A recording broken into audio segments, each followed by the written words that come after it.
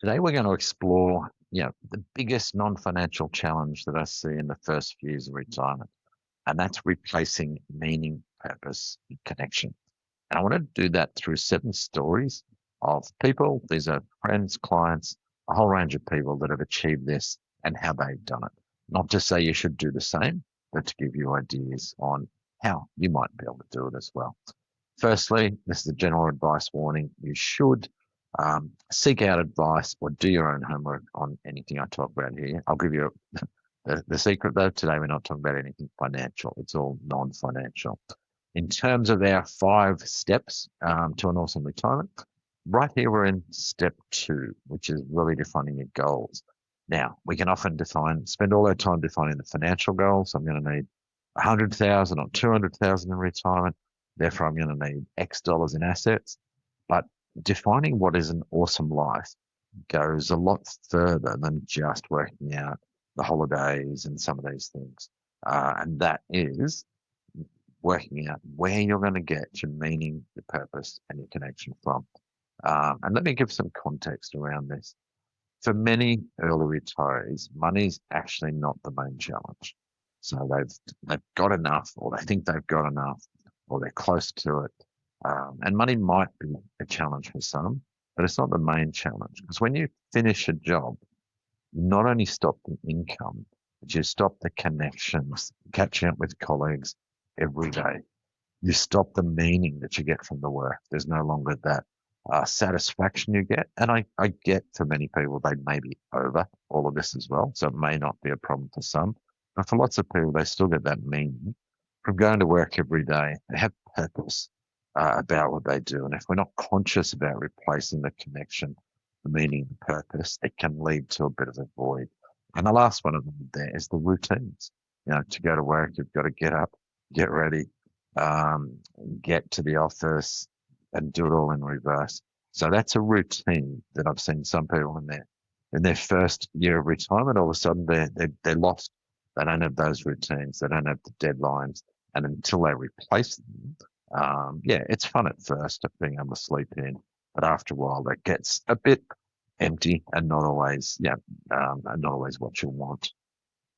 So let's talk about the way to do this. And I'm going to then go through and talk about a number of stories from people I know. But the first way is to know yourself. You've actually got to know what's important to you. So you might be someone who can't wait to finish work. You're just done with it. You might be someone else that actually enjoys your work. You're ready to retire. Your spouse and yourself have got big plans. You want to do lots of things, but you haven't really thought through, the purpose, etc.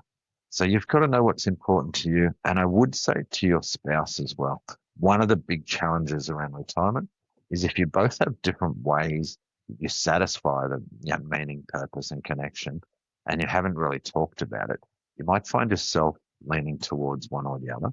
And the important thing is here, you both need to satisfy these things.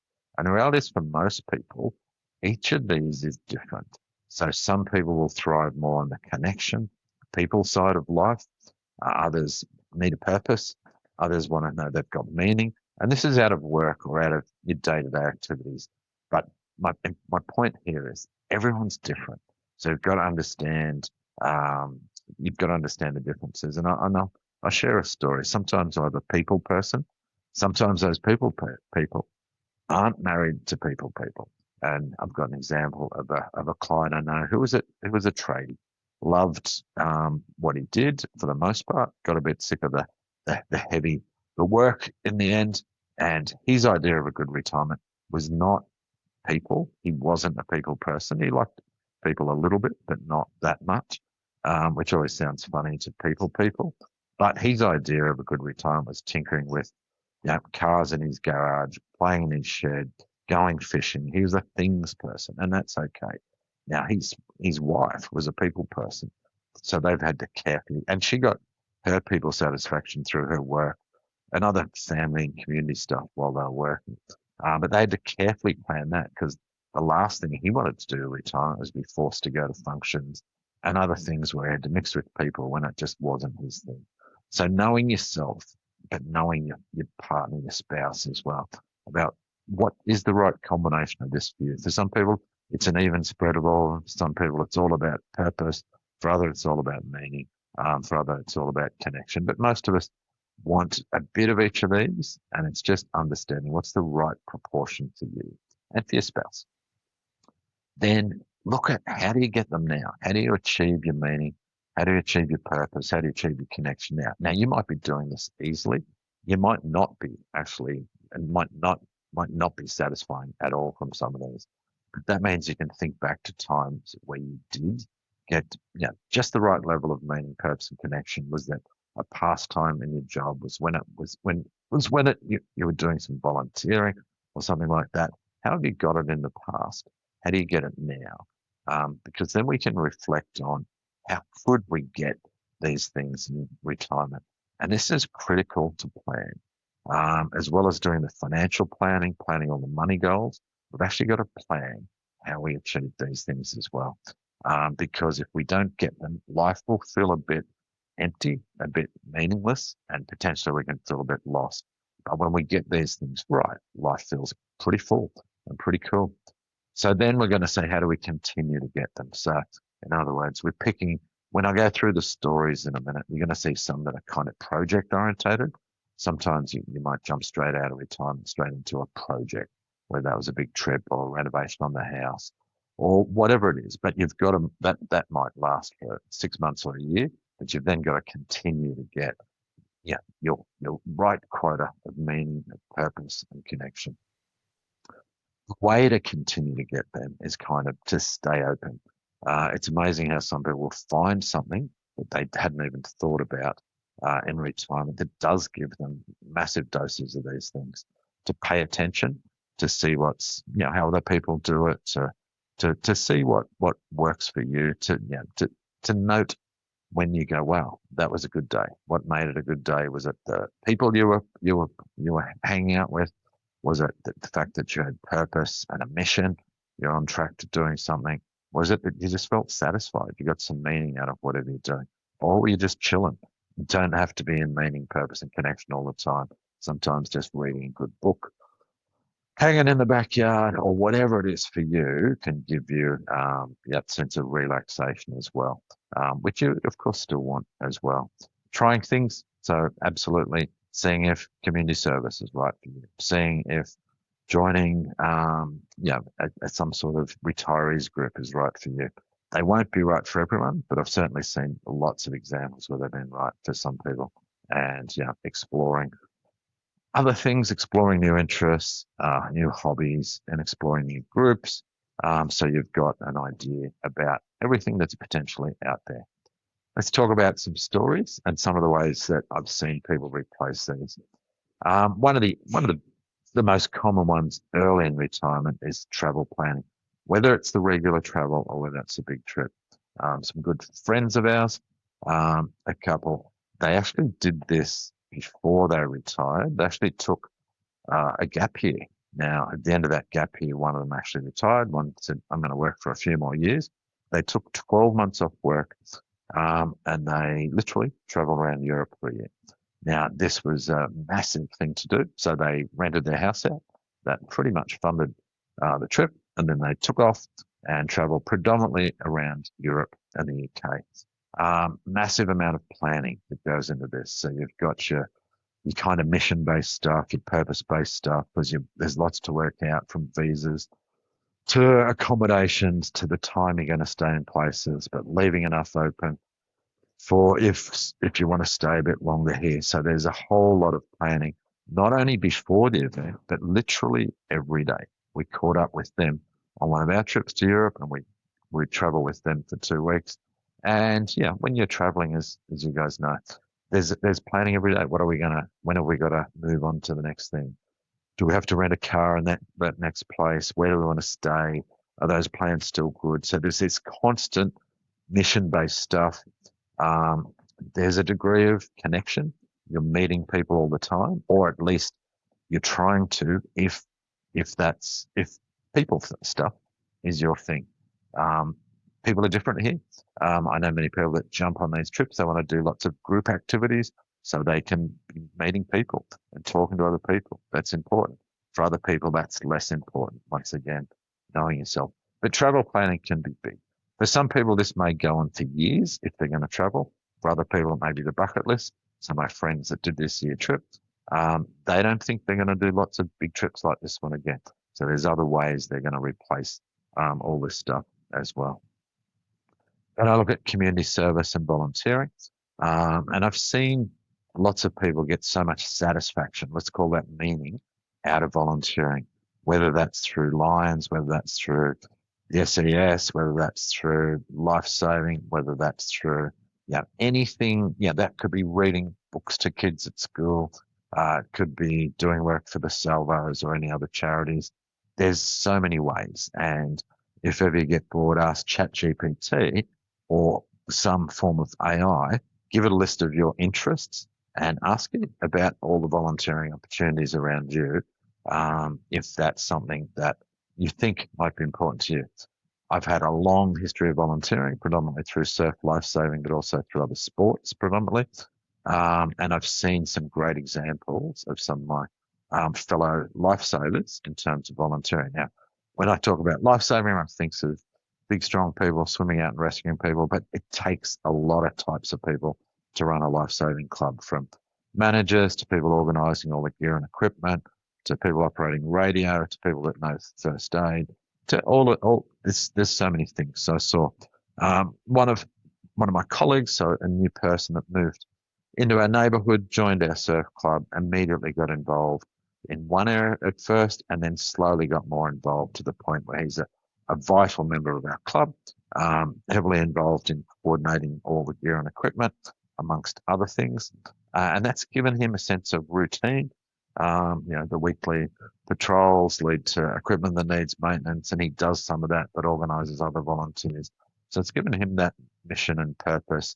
Challenges, things go wrong, just like they do when you're working and you've got to problem solve and fix it. It also has given him a community, so that connection, which was important to him as well. So that volunteering gave him a great grounding in that, in all of those things, meaning, purpose, and connection. Ironically, he's stepping back from that. He's off for a big trip where they're going to travel for a couple of years around Australia. I'll be back, but that gives him more meaning, purpose. And you can see how these things can flow from one to the other. You might start off with the travel planning, do some volunteering, back and forward to there, and you might have both of those going. Certainly for me, I do lots of travel. I'm in a semi-retirement phase where we travel between 16 and 18 weeks of the year, in between doing work projects, running businesses, and do some things like this often when traveling. But that travel planning I enjoy. It gives me purpose. It gives me a mission. I'm trying to plan the travel. That's my role in our travels. My wife has other roles in our travels. I will also stay active as a volunteer. I'm president of my local surf club, so that keeps me busy with my business interests, and I can see myself doing that. For a long, long time as I integrate that into what would be my ideal life. Then here's another one we see quite common. I've spread this. I've called this the health reboot, or the step up. That means where someone hasn't had the time while they've been working to really get as healthy, as fit as they would like, and all of a sudden they've got a bit more time. So, and I see a friend of mine who's recently retired, and all of a sudden he's got a routine built around his daily exercise. And there's a mixture of things, from a local riding group where they ride, have coffee and breakfast after that a few days a week. There's also a gym routine of going to the gym 3 or 4 times a week, plus just other activities. I see another friend retired, and every day he rides past my house with his yoga mat on the back of his bike, heading for yoga. It's become a daily activity for him. It's both social. He's not a deeply social person, but he gets enough social life out of the yoga classes. He's certainly fitter and healthier than I've ever seen him. So that, for many people, not necessarily on its own, but in conjunction with all the other things I'm talking about, is a great way to get some of that purpose. And you get the purpose by, kind of having goals. So purpose is when you're trying to achieve a mission. Meaning is when you just feel satisfied from something. You get to define all these things yourself. And obviously connection is just the right amount of people for you, whatever that is. And here's one that happens for some, not for all. I was lucky enough, my wonderful daughter and her husband had a baby a few months ago at the time of recording. My granddaughter is just over 3 months old. I'm seeing how I certainly get a lot of satisfaction, connection. I'm just hanging out with them and hanging out with her, and the enjoyment of being involved in there. I've got another friend. They retired a few years ago, and all of a sudden she's got two grandchildren, and they've done a lot of travel. They've done a lot of other stuff.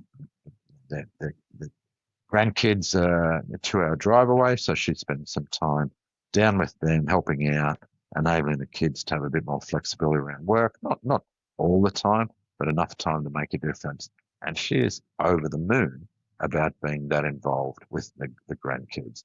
So that's absolutely given connection at a really deep level, absolutely given meaning in terms of that satisfaction with things. But picture meaning, and everyone gets to define this their own way, but I picture meaning as in it's feeling satisfied about your day, that you did something that felt good, that felt important.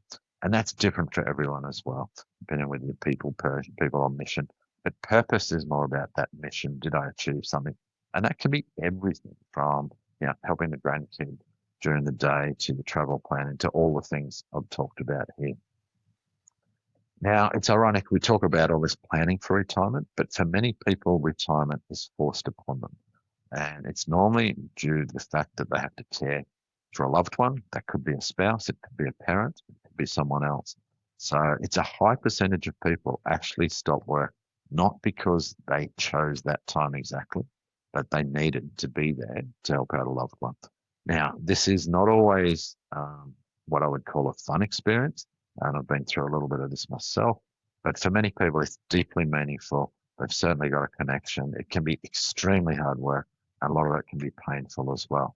But certainly there's a purpose, there's a mission, and there's that deep connection with that loved one during that period. And unfortunately, this often ends with the end of that life, and then there can be a void, there can be a hole if they haven't got these other things to roll into as well. So, but for most of us, if our parents are still around, this may be a thing at some stage.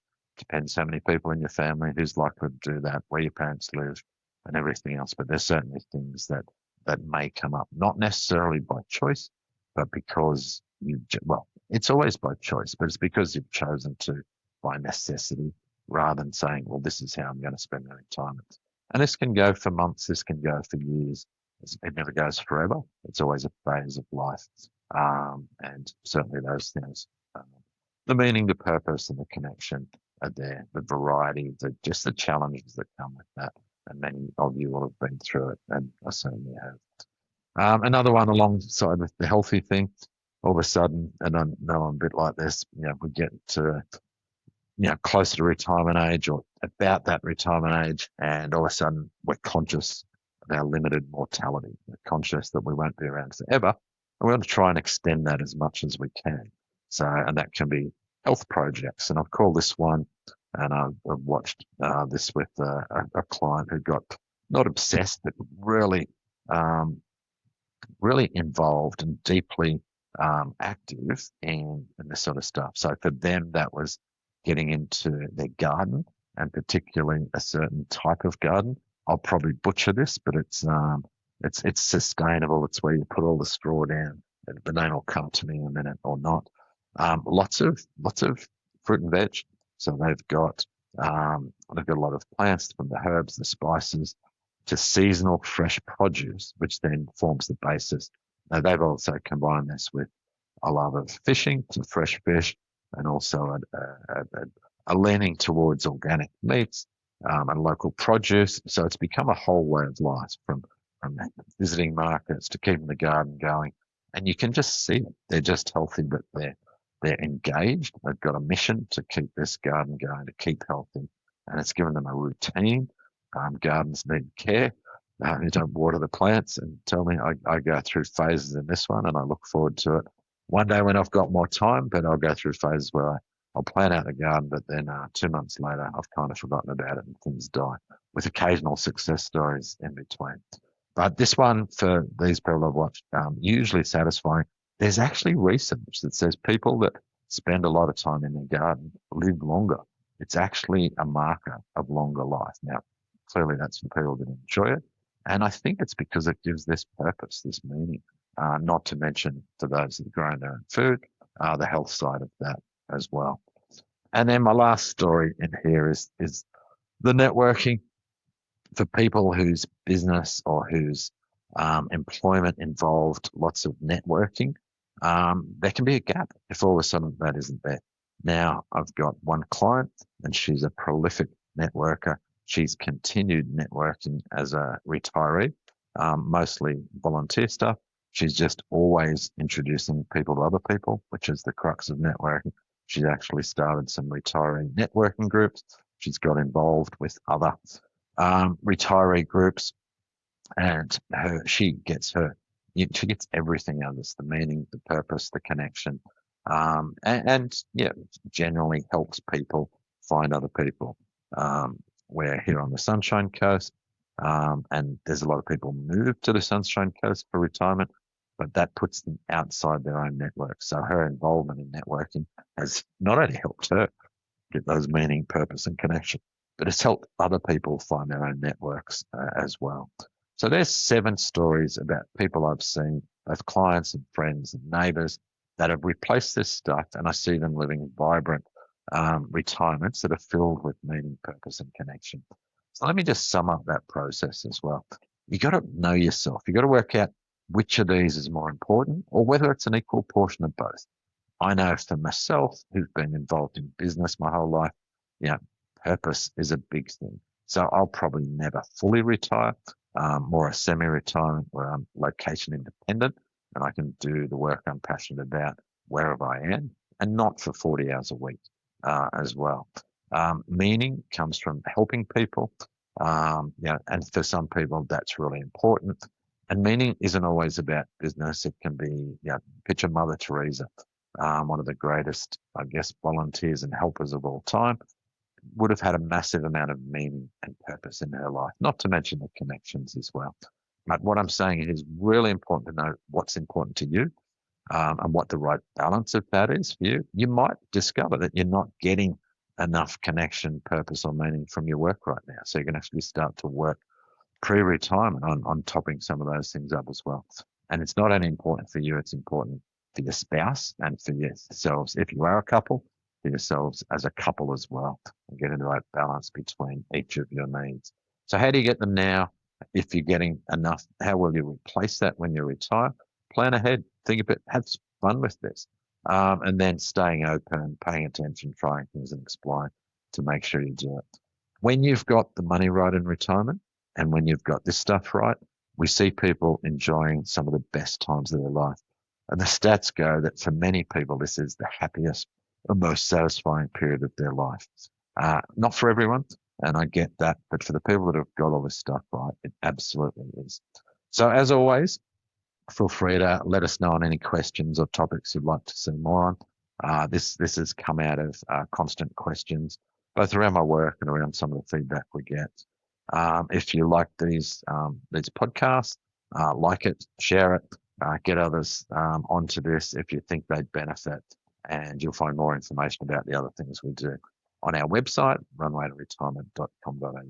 Until next time, this is Rob McGregor signing